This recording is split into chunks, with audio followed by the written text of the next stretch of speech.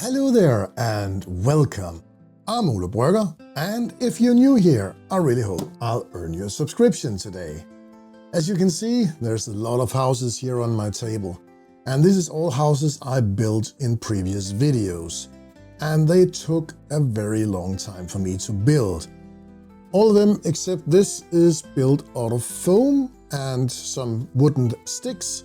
I have a DnD session here in about 2 weeks, and I need 2 more houses with some balconies and elevation. I don't have much in these, and I don't think they will work, but I will build 2 houses, and I only have a week to do it because I really need those to get ready. I have some other stuff I need to do the week after that. So we better get started.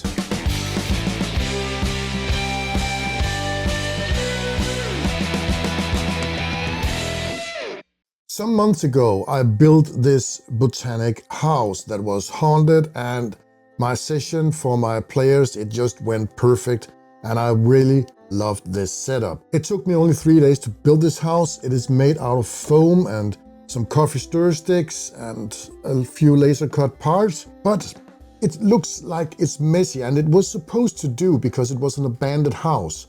But now I need something that is more in a nice neighborhood. And then I turned to this. This is a laser cut house that I got from Etsy, and it is pretty awesome, but it doesn't have playable interior. And now I got a big laser and it's fast.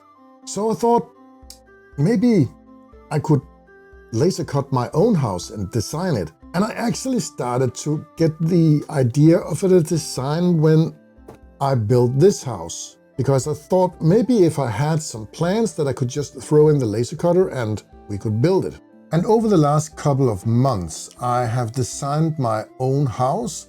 I wanted it to be modular, and originally I designed it for my old laser cutter that didn't have a very large cutting area, and it was only for 2mm plywood. It wasn't good, and it took some trials and errors, and over time I was getting better at using Inkscape, which is a new piece of software for me, and it's awesome, it's free. When you get into it, it's actually pretty easy to work with. But it took a lot of time, and if I just move this away here,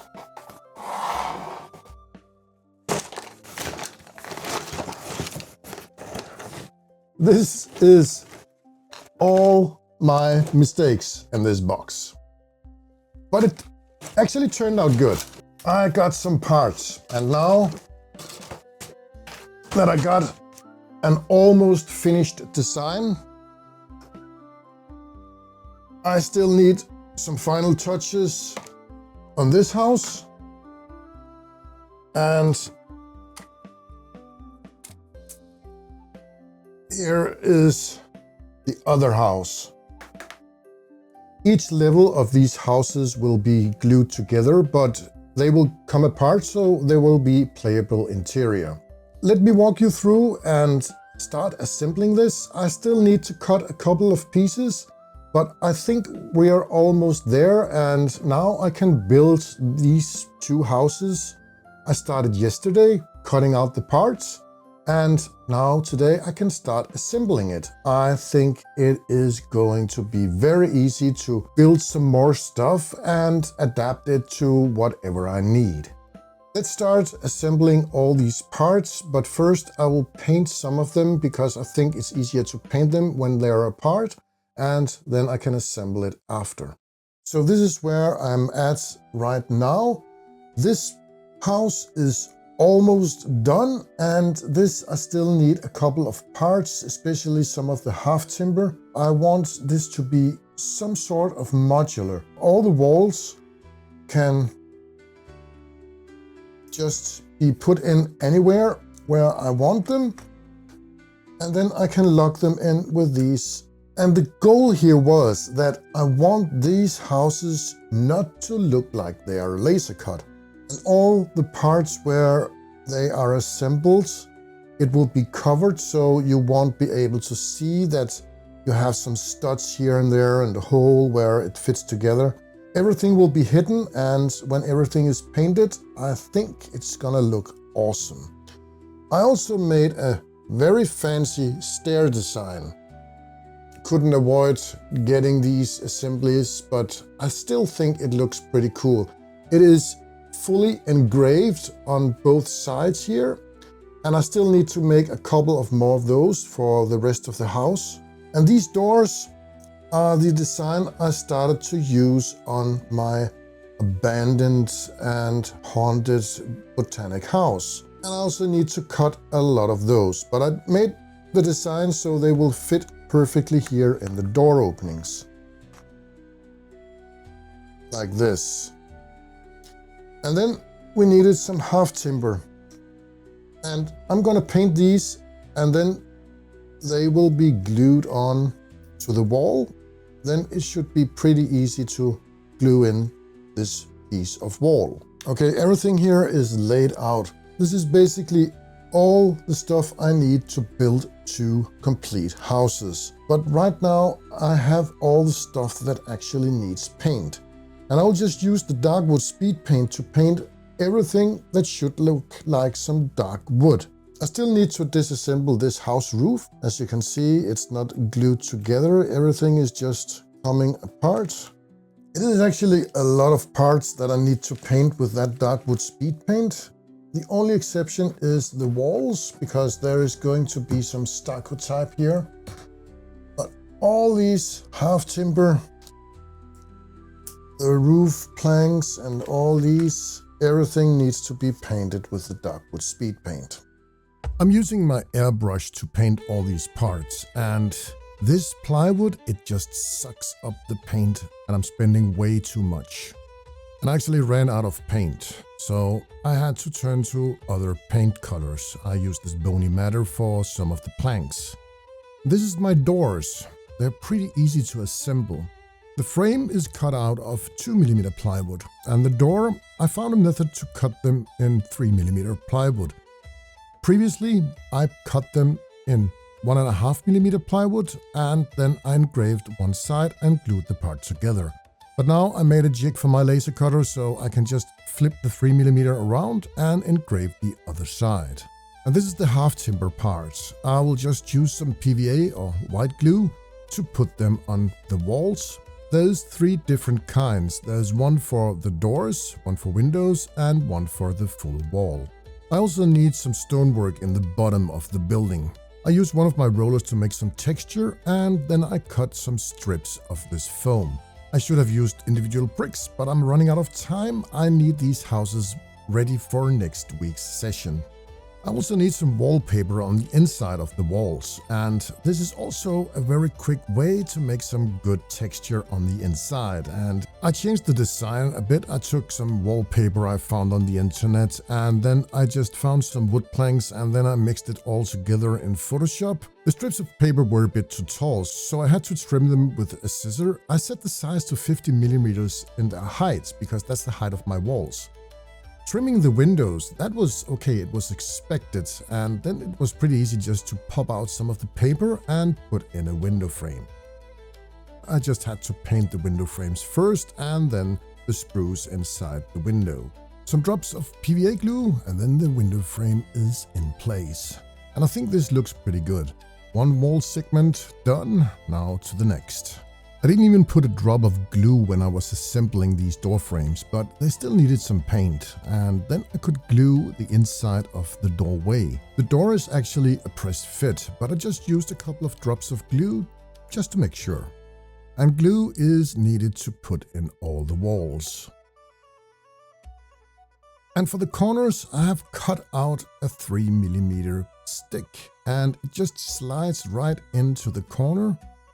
And then I can lock it in. I made this locking system so all the seams would be invisible. You can barely see anything on the houses where they're put together. Except for when you're looking down from the top. But that's not a problem. It's the outside that counts, and I think my players don't care about these studs as long as they can see what's going on inside. For the second floor, I also needed to put in some of the railing and glue it in. I put a bit too much glue on these railings, so I had to use a wet brush just to wipe some of the glue off. And this is the frame for the roof. I just need to make sure that it fits correctly on the walls and gables, and then I can glue in the gables. The hole is for a balcony. The other house only has half a roof, and then it has a flat part with a railing around it. But we need to paint all the stucco, and for that I will use my AK dry ground. It already has some tint color, and I think this will work fine, so I don't need to paint it. It is messing up some of the half timber, and I will probably need to do some touch up. But right now I'm out of time and it has to be as it is. On my next house project, I will paint this before I glue in the half timber. Usually I use some very thick cardboard for my roof shingles, but this time I used some veneer. This is a 1mm veneer, and I think it just gives it a very nice look. And this veneer already has some wood texture, and it just makes it look very good. And this part of the build was actually the thing that took the longest, because gluing in all these parts, yeah, it takes time. I had to trim it a lot because I just used the same file for the laser cut as I use on my cardboard, so there was a lot of trimming. But for the roof ridge, I have these little things. I don't know what they're called, but I have seen them on very old houses. I think it just gives it a nice touch on the roof ridge, and it just makes everything complete. I will use some speed paint medium mixed with this blanched berry. I really need a very thin paint that has a very good flow rate, so it will run right into all the cavities on the roof, and you will still be able to see all the wood texture. I use some camo brown for the other roof. There is so much pigment in these fanatic paints, and I had to make the mix 3 parts speed paint medium and 1 part paint. Black, branchy brown, and a lot of speed paint medium mixed in with some water will make the perfect wash for a spray bottle. This is a nice and effective way to make some washes. It doesn't look quite the same as using a brush and just soak everything in, but I think the effect is okay and it's better than nothing. I was in a hurry and I totally forgot to paint the stonework on this house. So now I'm using an ash gray as a base color. I didn't even prime it and just put it directly on it. And then I gave it a dark tone wash just to finish it off, and the result is okay. I spent 3 evenings building these houses, and I had to recut a couple of parts because there was a couple of design flaws, but I think in the future, when I'm going to refine this design, I can build and paint one house in 1 evening. Engraving is what takes the longest. I think it's about half an hour to just engrave 1 floor. And then we have the doors. It also takes, maybe half an hour just to engrave a set of doors. But I will have 12 doors from it, so it should be enough. So all in all, cutting a full house will approximately take about 2.5 hours. And should I have 3D printed this, it would have taken a lot longer. I don't think you can find a 3D printer that could make a house this size that fast. Painting, I could have done that a lot better. And I think in the future I will just, if I need to build something that's fast, I will just make prints like I did here inside with the wallpaper. Just print it out on a normal printer and just glue it on. And I could do that with the stucco here behind the half timber. And I could not have done this without Longer. They provided me with this laser cutter, the B140 watt. And it has a huge cutting area. Even though the biggest boards I have at the moment for 3mm plywood is about 40 by 40 centimeters. And that's about 17.5 inches by 17.5 inches. It makes it so easy just to press the button and let the laser just do its job. And I can sit in my workshop. Now I have a computer there. I actually had one for a while. I can still do some other stuff there. It still needs to be under supervision. And this is it for now. If you already haven't done it, hit that subscribe button, leave a comment below and tell me what you think about designing all these houses for Dungeons and Dragons or other fantasy games, also give me a thumbs up. Thank you so much for watching, and I will see you soon.